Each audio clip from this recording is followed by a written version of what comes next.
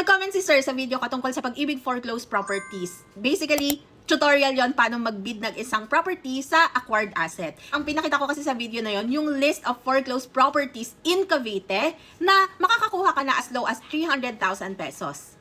And actually, yun na talaga at that time 2023, yun na yung pinakamurang property that you can get here in Cavite with a 30 to 40 square meters na lot size. So, in a span of 2 years, actually tumingin ako ngayong 2025, and ang pinakamurang property na sa Cavite, guys, is 500 to 600,000 pesos. So, yan ang nangyayari kapag laging natin next year na lang yung pagkuha ng bahay. Especially here in Cavite, na sobrang bilis tumaas ng mga property prices because of the developments that is happening left and right. Legit.